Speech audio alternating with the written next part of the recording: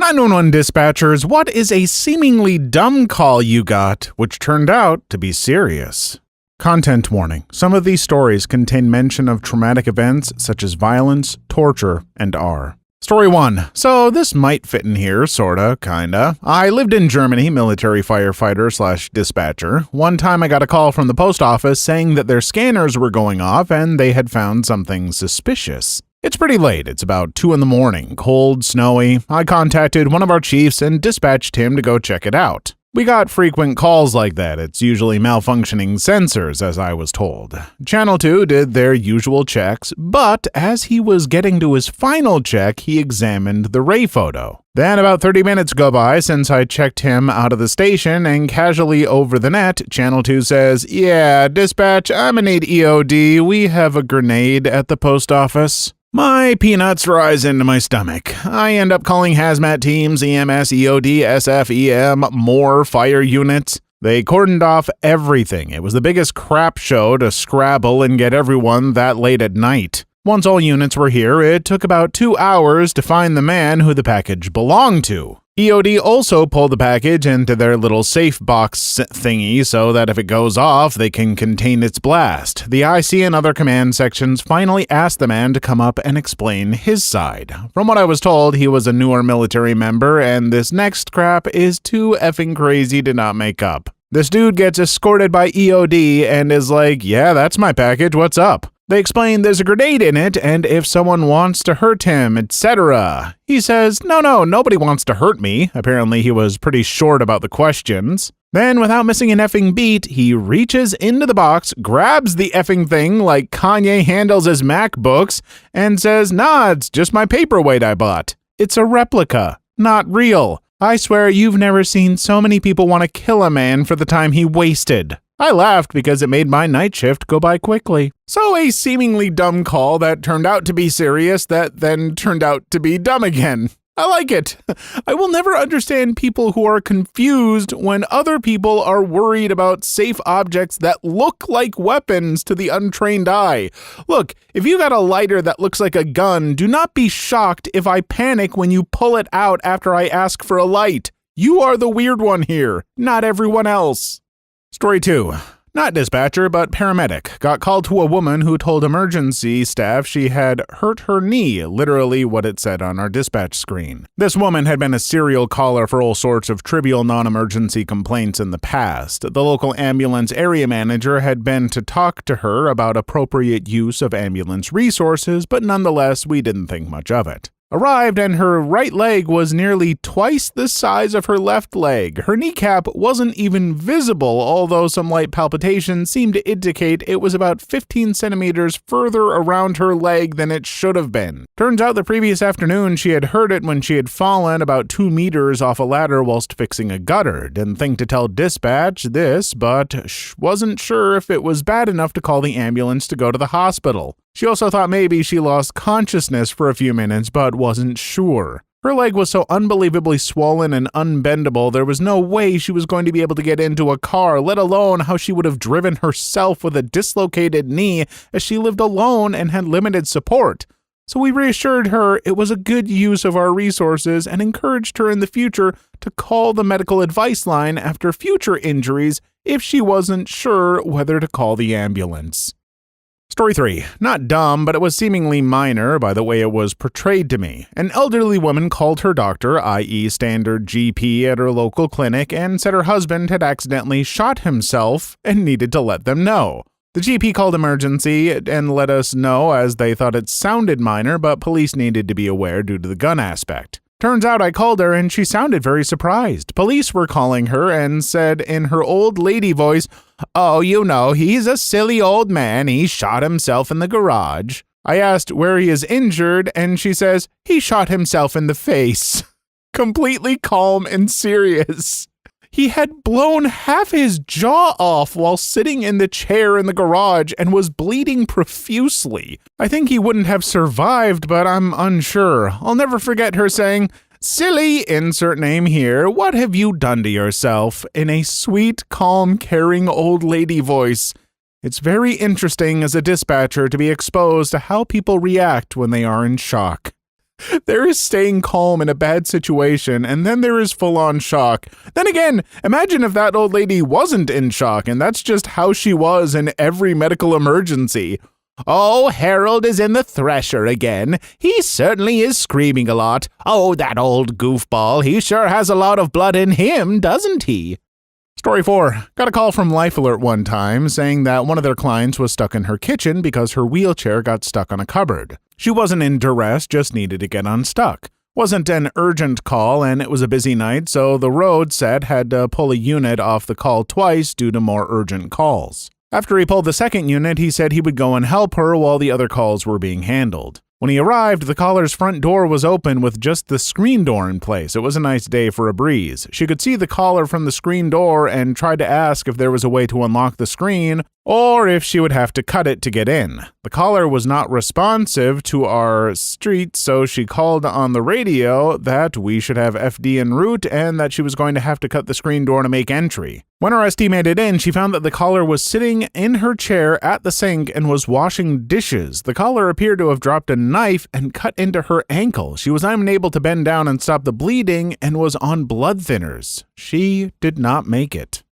Story 5. Former dispatcher. Took a normal call. A guy reported his car stolen. Woke up from a nap, the car was gone. Not much to go on. Take the report, move along to the next call. Fast forward a few years later. I'm not working as a dispatcher anymore, but the police arrive and hand me a subpoena. Weird, not weird as a dispatcher, happens all the time. So I go to court, meet the Crown, and they give me a transcript of the case and ask me if I remember it. I read the first couple of lines of the transcript, totally remember the call and the conversation despite being several years prior, and proceed to give them the general idea of the entire call from only having read a couple of lines. Crown: perfect, thanks. Defense: Crown: we won't need you any longer. I still never found out why the whole thing had actually made it to court in the first place, but based on the lawyers that were present, I could safely say it wasn't just a stolen car. Well, now I really want to know more. I mean, this person obviously shared this story just to spread out the suffering of never knowing what happened. Ooh, I bet the person who called in the stolen car was covering for the fact that there was a murder done in the car, or with the car, and they pushed it into a ravine and then reported it as stolen to cover themselves. Yes, case solved. I should be a detective. Story 6. Not a dispatcher, was USAF security forces a long time ago. Call was a kid home alone about a monster in the closet, which was a bit weird because the kid seemed a bit old for that. Holy F, there's a snake in the closet that's got to be at least 150 pounds. Promptly closed the closet door. Noped right the F out of that, kid in hand. Called animal control, called parents. Parents arrived first, indicating they don't even own a snake, let alone a people-sized snake. All parties agree monster in closet was an accurate enough description of the event. Story 7. Got a call where the caller was on the highway and just screaming. Couldn't figure out what was wrong because he was so amped up. Ended up being someone got hit by a semi-truck or something, and the body parts were all over the highway. Yikes. Story 8. Noise complaint. Neighbor playing music too loud and had no complaints. Only reason an officer responded was because he was bored. Turns out it was a 14-year-old girl whose parents were out of town. She invited the 25-year-old man from a town 3 hours away to come over and have intercourse with her all night long. Cops showed up and found her, him, some beer, and a bunch of condoms laying around. He went to jail. She went to the children's home till her parents could get back.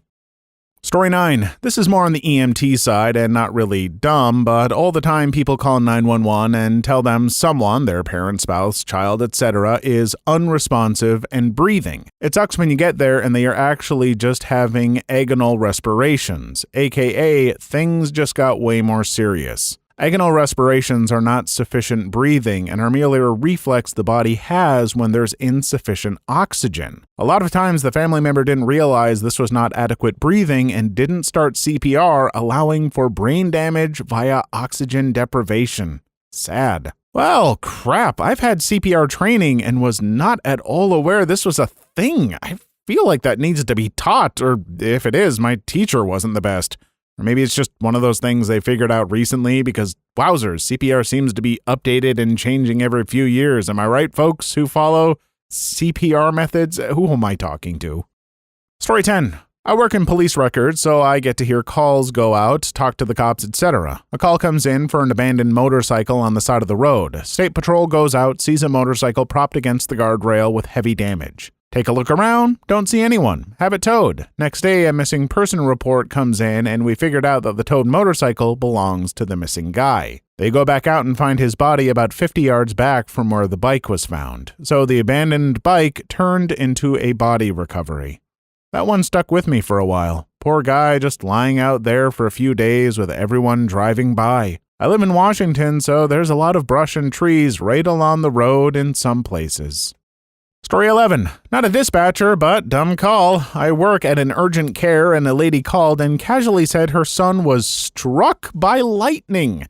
He seemed fine, but his primary care doc wanted her to take him in for an EKG and to check out his cardiac enzymes. Told her to go to the emergency room, and she said, "Well, can't you do an EKG? B, your son was struck by lightning. He needs to be monitored as these symptoms can show up later. His heart rhythm is probably effed. Yeah, also he might have superpowers." But seriously, just because someone seems pretty okay after a traumatic incident doesn't mean they are. Internal crap might take a little while before it starts to become obvious. Better to catch that crap early. Story 12. Caller called in on a roadside help phone, started yelling about being kidnapped and trying to be killed out in the desert. Hung up, eventually got units out there, and sure enough, he's hiding in the bushes, duct taped and tied up, and tire tracks nearby where he escaped from them. Said he had seen them driving by, which was why he had to hang up and hide. Never did find the kidnappers, though. We all assumed it was a hoax from the initial call and disconnect. Story 13. Really late to the party, but it's worth telling. My center took a call from a number like 5 times in an hour, always radio silence on the other end. On the 6th call, we finally heard enough of a voice to know someone was there and got an address, and enough to know it was serious. Make entry to the house and find the caller. A man had picked up his soon-to-be ex-girlfriend to talk. He then duct-taped her mouth and zip-tied her wrists and ankles and spent the next 14 hours beating her with a bat, R-ing her, using a blowtorch to give her second-degree burns all over her legs and genitals, and broke her cheekbone. It was an absolutely terrifying moment, and what made it worse was on review of the tape, we could hear her say help on one of the previous calls, but couldn't hear it on the initial call-in. Story 14. Not an officer. I was hanging out with a few of my mates. We were playing Truth or Dare. One of my friends dared to stand in cement until it had hardened. By the time we realized how dumb of an idea this was, he had become part of the ground. Luckily, dispatch came over the instant we called them, but we got a lecture about not wasting their time. We did the same thing 2 days later. I mean, that is definitely a little bit serious, but it was also still dumb. Serious and dumb don't have to be mutually exclusive. Trust me, I would know. Story 15. Not mine, but my cousin. I got a call from a young woman who went like this. Cousin. 911, what's your emergency? Person. Mumbling, whispering. Cousin. What? I can't understand you, ma'am. Person. Mumbled, whispering. Cousin. What's the address? Person. Blank road. Cousin. Okay, ma'am. What's the problem? Person. Still whispering. There's a giant man in my house. Cousin. Okay, Matt. Person. Screams bloody murder. So the story behind this is that when the young girl was home alone and the girl's parents were at work, a man saw the house and sensed there were no cars there. He thought no one was home and broke in through the window, and as he was breaking in, she hid under the bed and called the cops. But the thing was, she went under her bed where she wasn't facing the door, which meant she couldn't see him walk in, and her foot was sticking out, and he grabbed her legs and pulled her out and stabbed her, but she survived, thankfully. So yeah. Okay, holy crap, that got legitimately terrifying and intense real fast. I'm glad she was okay, and I hope the person was caught. Good Lord, what an awful thing for a kid to go through. Crap like this is why I constantly think every house should have a panic room. Not at all financially feasible, but my anxiety tells me it's a good idea, and I'm smart to constantly worry about this stuff. My therapist might disagree. Story 16. My uncle was a cop and I was with him in his car and got this call. A person said her daughter was going to be arrested and wanted to know what she did wrong. They were puzzled and thought it was a prank call. A lady called saying her daughter called her because she was pulled over at the garbage dump and police were searching her because they spotted a couple of empty beer boxes in the back of the truck she was driving. The officer wasn't listening to her when she said she was taking them to the dump. The police said it is probably a story because none of their officers were on that road. My uncle was out on patrol and saw another officer. He radioed and asked if there was anyone at the dump. He said he didn't know of any of the officers being there. My uncle responded to the scene and found a girl pulled over. My uncle stopped the scene to find out it was a fake cop. Story 17. So we got a call from a couple a few years back that said they had dated edibles and thought they were going to die and all that. Obviously, we thought they were just anxious from the marijuana. It turns out when we got to their apartment that the marijuana they had gotten was laced and we had to rush them to the emergency room because when we got there, they were passed out. So that's my story. Please leave your story in the comments. I would love to make a video on them in the future. Also, don't forget to like and subscribe.